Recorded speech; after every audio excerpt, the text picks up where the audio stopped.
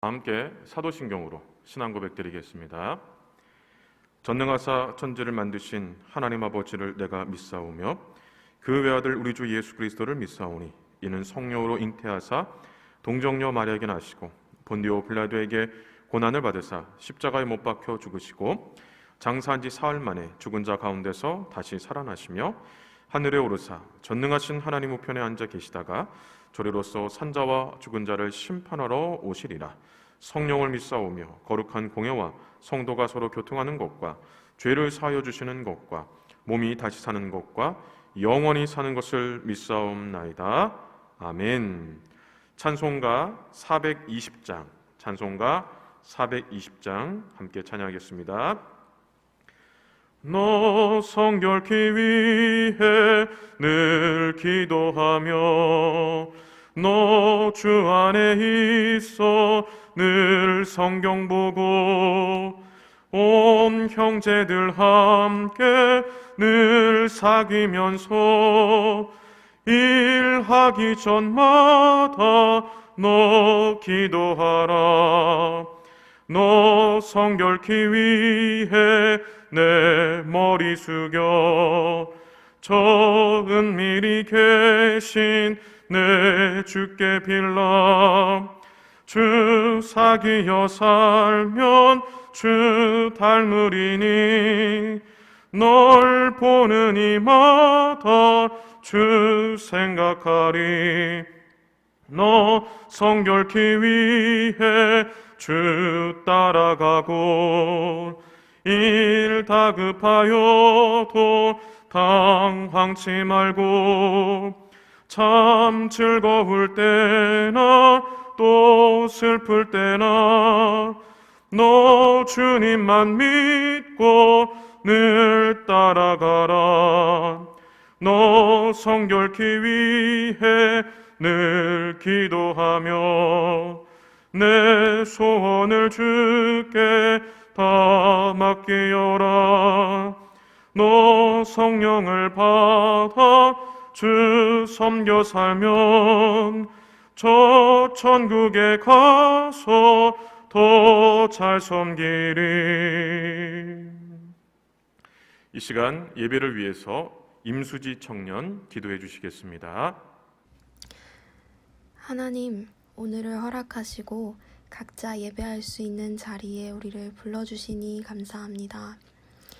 이 시간 우리의 필요와 두려움, 아주 작은 고민과 슬픔까지도 다 헤아려 주시는 주님께서 함께 하시니 주시는 치유와 회복의 역사가 예배 가운데 충만하길 소망합니다. 우리의 마음을 돌아봅니다.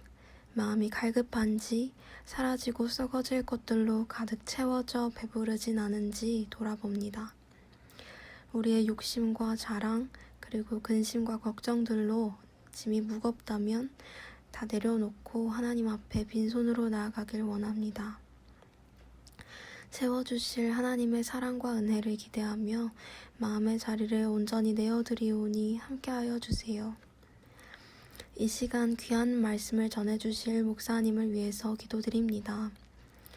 선포해주시는 말씀이 우리 마음밭에 심어질 때 아름답고 선한 열매를 맺을 수 있도록 하나님께서 함께 해주시고 권능과 사랑으로 붙들어 주시어서 권세와 능력이 넘치게 해주세요. 보이지 않는 곳에서 수고하는 임원들과 찬양팀을 기억해 주셔서 감당해낼 수 있는 힘과 마음, 예비하신 축복을 더하여 주세요. 우리의 욕심, 자랑, 모든 죄를 십자가 앞에 내려놓고 오직 하나님께서 통치하실 자리를 내어드립니다. 모든 영광과 존귀 그리고 찬양을 하나님께 올려드리오니 기쁘게 받아주시고 마치는 시간까지 함께 해주세요. 예수님의 이름으로 기도드렸습니다. 아멘. 교회 소식을 전하겠습니다. 2021년 우리 교회 표어는 다시 회복하는 교회입니다. 우리 청년들도 다시 회복하는 우리 청년부를 위해서 함께 기도하고 애쓰는 한 해가 되었으면 좋겠습니다. 지난 15일 월요일부터 사회적 거리두기가 2단계로 하향 조정되었습니다. 교회에서는요 좌석수의 20% 이내로 예배에 참석할 수 있습니다. 본당을 기준으로 2층은 68명, 3층은 33명이 참여할 수 있습니다. 혹 교회 현장에 나와서 예배 드리는 것이 어려운 우리 청년들은요, 온라인을 통해서 또 하나님을 예배하시기를 바랍니다. 교회 오실 때에는요, 또 교회 오셔서 예배 드리시는 우리 청년들은 예방 수칙을 꼭 철저히 지켜주시기를 바랍니다. 들어올 때 체온 측정해 주시고요, 손 소독, 또 마스크 착용, 그리고 예배 지정석에 꼭 앉아주시기를 바랍니다. 3월 초부터 줌을 이용하여 화상으로 우리 진행될 제자훈련과 사역훈련, 훈련생을 모집합니다. 우리 청년들은 이 사역훈련은 해당하지 않지만 이 제자훈련은 해당이 됩니다. 제자훈련은요, 행복한 만남을 수료하신 분들이 신청할 수 있습니다. 신청 마감은 2월 28일 주일까지입니다. 2021년 상반기 교회 장학생 신청을 받습니다. 장학생 신청과 관련해서는요, 우리 1층 행정실 교회로 문의해 주시면 되겠습니다. 신청은 오늘까지입니다. 2월 추천 도서를 1층 행정실에서 구입할 수 있습니다. 매일 성경 3월 4호로도 준비되어 있습니다. 이 시간 사양진 청년 성경 봉독 해주시겠습니다. 사무엘이 사울에게 이르되 여호와께서 나를 보내어 왕에게 기름을 부어 그의 백성 이스라엘 위에 왕으로 삼으셨은즉 이제 왕은 여호와의 말씀을 들으소서. 만군의 여호와께서 이같이 말씀하시기를 아말렉이 이스라엘에게 행한 일 곧 애굽에서 나올 때의 길에서 대적한 일로 내가 그들을 벌하노니 지금 가서 아말렉을 쳐서 그들의 모든 소유를 남기지 말고 진멸하되 남녀와 소아와 젖먹는 아이와 우양과 낙타와 나귀를 죽이라 하셨나이다 하니 사울이 백성을 소집하고 그들을 들라임에서 세어보니 보병이 20만 명이요 유다 사람의 1만 명이라. 사울이 아말렉 성에 이르러 골짜기에 복병시키니라. 사울이 겐 사람에게 이르되 아말렉 사람 중에서 떠나가라. 그들과 함께 너희를 멸하게 될까 하노라. 이스라엘 모든 자손이 애굽에서 올라올 때에 너희가 그들을 선대하였느니라. 이에 겐 사람이 아말렉 사람 중에서 떠나니라. 사울이 하일라에서부터 애굽 압술에 이르기까지 아말렉 사람을 치고 아말렉 사람의 왕 아각을 사로잡고 칼날로 그의 모든 백성을 진멸하였으되 사울과 백성이 아각과 그의 양과 소의 가장 좋은 것 또는 기름진 것과 어린 양과 모든 좋은 것을 남기고 진멸하기를 즐겨 아니하고 가치 없고 하찮은 것은 진멸하니라. 여호와의 말씀이 사무엘에게 임하니라 이르시되 내가 사울을 왕으로 세운 것을 후회하노니 그가 돌이켜서 나를 따르지 아니하며 내 명령을 행하지 아니하였음이니라 하신지라. 사무엘이 근심하여 온 밤을 여호와께 부르짖느니라. 사무엘이 사울을 만나려고 아침에 일찍이 일어났더니 어떤 사람이 사무엘에게 말하여 이르되 사울이 갈멜에 이르러 자기를 위하여 기념비를 세우고 발길을 돌려 길갈로 내려갔다 하는지라. 아멘. 우리나라 30대 이상의 성인 남녀 3명 중 1명은요, 대사증후군을 앓고 있다고 합니다. 또 그 수치가 매년 증가하고 있다고 합니다. 성인 남녀 3명 중 1명이 앓고 있다는 대사증후군은요, 혈당의 양을 조절하는 호르몬인 이 인슐린이 제대로 만들어지지 않거나 제 기능을 하지 못해서 생기는 질환입니다. 혈액 속에 있는 당 수치가 정상적이지 않을 때 생기는 질환이라고 생각하면 좋습니다. 피곤할 때 당이 떨어진다 이런 얘기 좀 하시죠? 혈당은 항상 일정한 수치를 유지해야 하는데 당이 떨어지는 것을 느끼는 것은 몸이 좋지 않다는 것입니다. 복부 비만, 고혈압, 공복 혈당 장애, 고중성 지방, 낮은 콜레스테롤, 이 중 3가지 이상이 복합적으로 나타난다면 대사증후군을 의심해 보아야 합니다. 이 대사증후군은 신체에 보내는 일종의 경고이자 신호입니다. 우리의 몸의 상태가 매우 위험한 상태라는 것을 알려주는 신호라는 것입니다.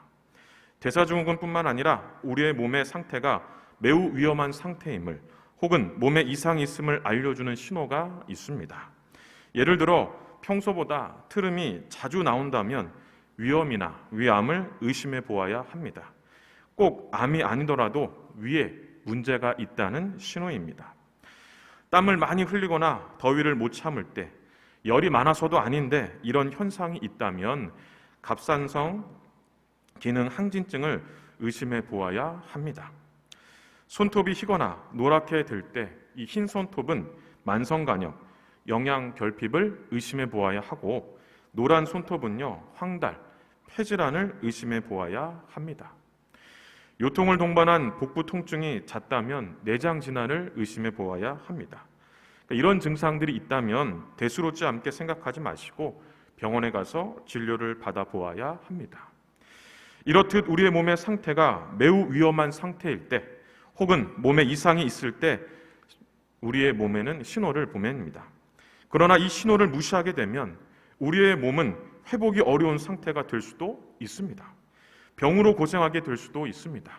별일 아니겠지 생각하거나 병원에 가는 것을 귀찮아하다가 병을 키울 수도 있습니다. 몸의 상태가 위험하거나 이상이 있다고 알려주는 신호처럼 우리의 신앙과 영적인 상태도 위험한 상태이거나 이상이 있다고 알려주는 신호가 있습니다. 그 신호를 무시하게 되면 우리의 신앙과 영적인 상태는 회복이 어려운 상태가 될 수 있습니다. 우리의 몸이 보내는 신호를 무시하여 병으로 고생하는 것처럼 영적으로 병들어 고생할 수 있습니다. 특히 오늘 본문은 하나님께서 가장 싫어하시는 죄, 바로 이 교만이 보내는 신호에 대해서 가르쳐 줍니다. 교만이 보내는 신호를 무시하게 되면 어떻게 되는지 잠언에서는 크게 두 가지를 말합니다. 첫째는 멸망의 길로 갑니다. 잠언 16장 18절 그리고 18장 12절을 한번 읽어보겠습니다. 교만은 패망의 선봉이요, 사람의 마음의 교만은 멸망의 선봉이요. 교만은 생명의 길이 아닌 멸망의 길로 가게 한다는 겁니다. 둘째는 은혜를 받지 못합니다. 잠언 3장 34절입니다. 진실로 그는 거만한 자를 비웃으시며 겸손한 자에게 은혜를 베푸시나니. 겸손한 자에게 은혜를 주시지 교만한 자에게는 은혜를 주시지 않습니다.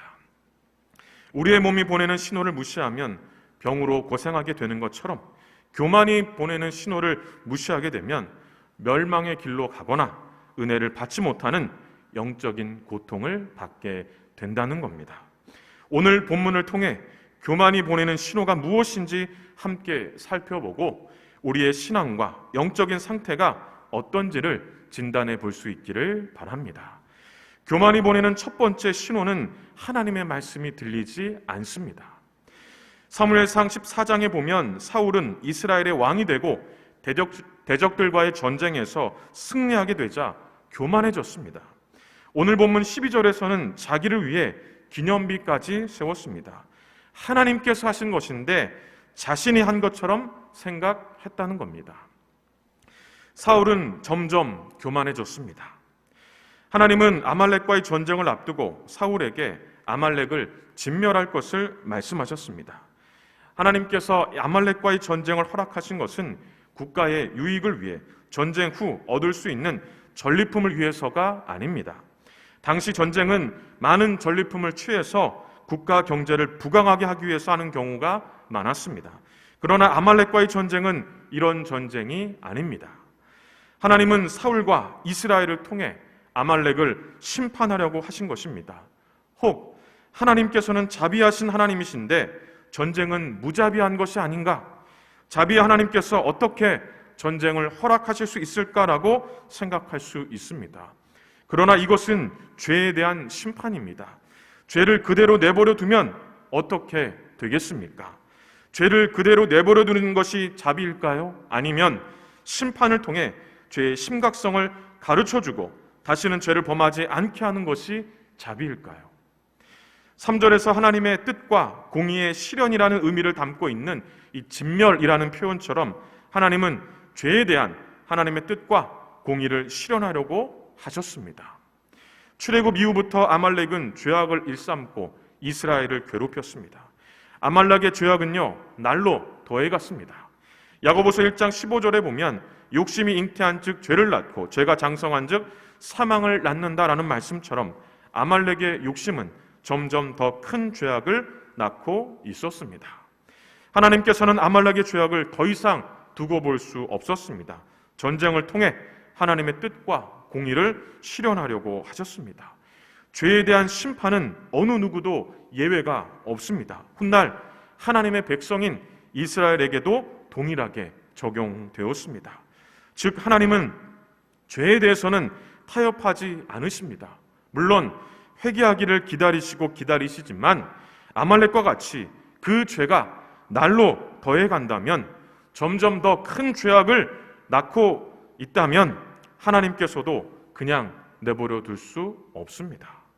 아말렉과의 전쟁은 이러한 하나님의 뜻, 공의를 실현하는 전쟁인데, 교만으로 인해 사울은 왜 하나님께서 이러한 전쟁을 하시는지 하나님의 말씀이 들리지 않았습니다.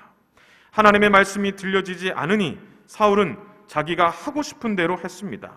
국가의 유익을 위해 전쟁 후 얻을 수 있는 전리품을 얻기 위한 하는 전쟁이 아니었음에도 불구하고 사울은 전쟁 이후 취할 수 있는 전리품을 모두 취했습니다. 귀한 것은 취하고 또 하찮은 것은 진멸해 버렸습니다. 9절을 함께 볼까요? 사울과 백성이 아각과 그의 양과 소의 가장 좋은 것 또는 기름진 것과 어린 양과 모든 좋은 것을 남기고 진멸하기를 즐겨 아니하고 가치 없고 하찮은 것은 진멸하니라. 오늘 본문은 아니지만 사무엘이 사울을 책망하자 사울은 하나님께 좋은 것을 드리기 위해서 이 귀한 것을 남겨두었다라고 핑계를 댔습니다. 사울은 교만으로 하나님의 말씀이 들려지지 않자 자기 마음대로 행했으면서도 자신이 무엇을 잘못했는지 모르고 오히려 자신의 행동이 하나님을 위한 의로운 행동인 것처럼 변호했습니다. 하나님의 말씀이 들려지지 않는 것을 어떻게 적용할 수 있을까요? 하나님의 말씀을 보고 들을 때 자의적으로 해석하는 것이라고 할 수 있습니다. 하나님께서 무엇을 말씀하시는지 그 뜻을 고민하지 않고 내가 하고 싶은 대로 임의대로 말씀을 적용하는 것이라고 할 수 있습니다. 쉽게 말하면 내 마음대로 해석하고 내 마음대로 지키는 겁니다. 또 하나님의 말씀을 부정적으로만 받아들이는 것입니다. 부정적으로 받아들이는 사람들은 왜 하나님께서 이렇게 하시지? 이것은 의로운 것이 아닌데, 내가 생각할 때는 이것이 더 의로운 것 같은데, 이렇게 자주 말을 하게 된다는 겁니다. 혹 기도할 때 기도 응답에 대해서 실망하게 되고 원망하게 된다면 이것도 하나님의 말씀이 들려지지 않는 겁니다. 물론 한두 번은 그럴 수 있지만 계속해서 반복이 된다면 하나님의 말씀이 들려지지 않는 겁니다. 어쩌면 그러니까 실망과 원망이 계속해서 반복된다면 하나님의 뜻을 묻기 위해 기도한다고 하면서 속으로는 내 뜻을 관철시키기 위해서 기도하고 있을 수도 있다는 겁니다. 이러한 상황이 반복되는 것은 바로 교만이 보내는 신호입니다. 교만이 보내는 두 번째 신호는 하나님과의 교제가 단절됩니다. 11절을 함께 보겠습니다. 내가 사울을 왕으로 세운 것을 후회하노니 그가 돌이켜서 나를 따르지 아니하며 내 명령을 행하지 아니하였음이니라 하신지라. 사무엘이 근심하여 온 밤을 여호와께 부르짖으니라. 이 말씀은 이런 의미입니다. 그가 돌이켜 나를 따르지 아니하므로, 나를 따르지 않기 때문에, 하나님의 명령, 내 명령을 행하지 않기 때문에 내가 왕으로 세운 것을 후회한다. 사울은 하나님과의 교제를 스스로 단절했습니다. 하나님과 교제의 단절을 어떻게 적용할 수 있을까요? 아무리 사소하게 보이는 것이라 할지라도 하나님의 뜻을 묻는 기도를 하고 있는지를 생각하면 됩니다. 예를 들어 식사 기도나 잠자기 전과 후의 기도, 굉장히 사소한 기도 같지 않습니까? 꼭 이것까지 해야 되나? 라고 생각하는 사람들도 있습니다. 그러나 이것은 사소한 기도가 아니라 하나님과의 교제가 단절되지 않았다는 것을 보여주는 겁니다. 이렇게 기도할 때가 있습니다. 어차피 다 채워주시는데 기도할 필요가 있을까? 어차피 기도해도 기도한 대로 응답되지 않을 수도 있는데 기도할 필요가 있을까? 그러면 어차피 다 채워주시는데 기도할 필요가 있을까? 이렇게 기도하는 것은 겸손해서 이렇게 기도하는 것일까요? 어차피 기도해도 기도한 대로 응답되지 않을 때도 많은데 뭐 이렇게까지 기도할 필요가 있을까? 이렇게 기도하는 것은 하나님의 뜻과 내 뜻이 다르기 때문에 하나님의 뜻을 내가 받아들입니다 라는 의도를 가지고 이렇게 기도하는 걸까요? 잘 생각해 보시기를 바랍니다. 아마도 겸손해서가 아니라 하나님의 뜻을 받아들여서가 아니라 기도의 필요성을 느끼지 못해서가 아닐까, 이런 생각을 좀 해봅니다. 사울이 스스로 하나님과의 교제를 단절한 것은요, 하나님이 없어도 된다는 생각 때문입니다. 하나님이 없어도 전쟁에서 승리하고 전리품도 취할 수 있다라고 생각했기 때문입니다. 하나님이 없어도 늘 부족함이 없다라고 생각했기 때문입니다. 즉 교만으로 하나님과의 교제가 단절된 겁니다. 그러므로 하나님이 없어도 괜찮다라고 생각한다면, 하나님이 없어도 무엇이든지 할 수 있다고 생각한다면, 하나님이 없어도 난 늘 부족함이 없다라고 생각한다면, 그리고 굳이 이런 사소한 것까지 내가 기도해야 된다, 기도해야 할까? 이런 생각이 든다면 이것은 하나님과의 교제가 단절되고 있다는 이 교만이 보내는 신호입니다. 교만이 보내는 세 번째 신호는 하나님의 영광이 아닌 자신의 의를 드러냅니다. 12절을 함께 보겠습니다. 사무엘이 사울을 만나려고 아침에 일찍 일어났더니 어떤 사람이 사무엘에게 말하여 이르되 사울이 갈멜에 이르러 자기를 위하여 기념비를 세우고 발길을 돌려 길갈로 내려갔다 하는지라. 하나님께서 사울을 통해서 하신 전쟁은 사울을 통해 하나님의 뜻과 공의를 실현하기 위해서 하신 전쟁입니다. 즉 하나님께서 영광을 받으셔야 되는, 하나님의 의가 드러나야 되는 전쟁이라는 겁니다. 그러나 사울은 전쟁에서 승리하고 난 후에 자신의 능력으로 전쟁에서 승리한 것처럼 착각했습니다. 그래서 자신을 위해 기념비를 세웠습니다. 기념비를 세웠다는 것은, 자신을 위해 기념비를 세웠다는 것은 자기를 기념하는 거지 하나님을 기념하는 것이 아닙니다. 하나님의 영광이 아닌 자신의 의를 드러내는 것을 어떻게 적용할 수 있을까요? 이것은 간단합니다. 사소하게 생각되는 것에도 감사하고 있는지 이것만 생각하면 금방 알 수 있습니다. 제가 질문을 한번 해보겠습니다. 사소하게 생각되는 것에 감사하지 않는 이유가 무엇일까요? 어쩌면 내가 잘해서, 내가 고생해서 뭐 이건 당연한 거잖아 라는 생각 때문일 것입니다. 즉 사소하게 생각되는 것에도 감사할 수 없다면, 하나님께 영광 돌릴 수 없다면 이것은 하나님의 의가 아닌 나의 의를 드러내고 싶은 바로 교만이 보내는 신호라는 것입니다. 사울의 모습을 통해 교만이 보내는 신호가 무엇인지를 살펴보았습니다. 하나님의 말씀이 들려지지 않는 것, 하나님과의 교제가 단절된 것, 하나님의 영광이 아닌 자신의 의를 드러내는 것, 이것은 교만이 보내는 신호입니다. 교만해지고 있다는 신호입니다. 교만은 무서운 죄입니다. 교만은 하나님께서 가장 싫어하시는 죄입니다. 교만은 멸망의 길로 가게 하거나 은혜를 받지 못하게 하는 죄입니다. 늘 생명의 길로 가고 싶고 은혜를 넘치게 받고 싶다면 교만이 보내는 신호를 민감하게 받아들이고 교만을 물리쳐야 합니다. 교만을 물리치기 위해서는 모든 상황 속에서 하나님을 의식해야 합니다. 그러니까 아무리 사소하게 생각되는 것이라 할지라도 하나님을 의식해야 합니다. 교만을 물리치기 위해서는 경건에 이르도록 연단해야 합니다. 그러니까 경건의 삶을 살기 위해서 노력해야 하는데, 경건의 삶은요 사소하게 생각하는 신앙의 습관부터 시작되는 겁니다. 예를 들면 식사의 기도, 잠자기 전후의 기도와 같이 아주 사소한 경건의 신앙의 습관부터 시작된다는 것을 꼭 기억하시기를 바랍니다. 이렇게 모든 상황 속에서 아무리 사소하게 생각하는 상황일지라도 하나님을 의식하고 또 그것을 통해 우리가 경건에 이르도록 연단한다면 교만이 보내는 신호를 민감하게 받아들이고 교만을 물리칠 수 있을 것입니다. 오늘 함께 예배드리는 청년들은 교만이 보내는 신호에 민감하게 반응해서 모든 상황 속에서 하나님을 의식하고 경건에 이르도록 연단하여서 교만을 물리치고 늘 생명의 길로 가고 은혜를 넘치게 받는 삶을 살기를 주님의 이름으로 간절히 축원합니다. 기도하겠습니다. 사랑과 은혜가 충만하신 하나님 아버지, 감사합니다.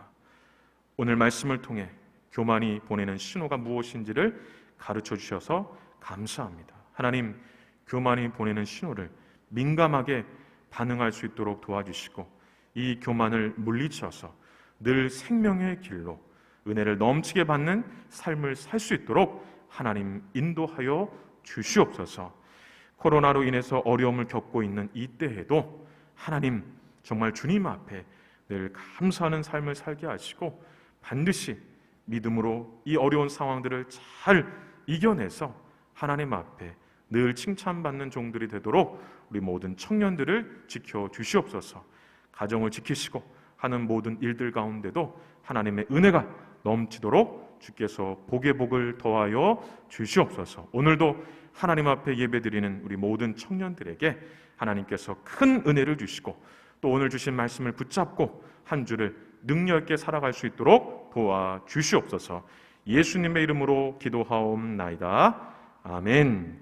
지금은 우리 주 예수 그리스도의 은혜와 하나님 아버지의 크신 사랑과 성령의 교통하심이 교만이 보내는 신호를 민감하게 반응하고 교만을 물리쳐서 늘 생명의 길로 가고 은혜를 넘치게 받기를 마음에 간절히 소원하며 예배하는 우리 모든 청년들 머리 위에와 그들의 가정과 하는 모든 일들 위에 이제로부터 영원토록 함께 있을지어다. 아멘.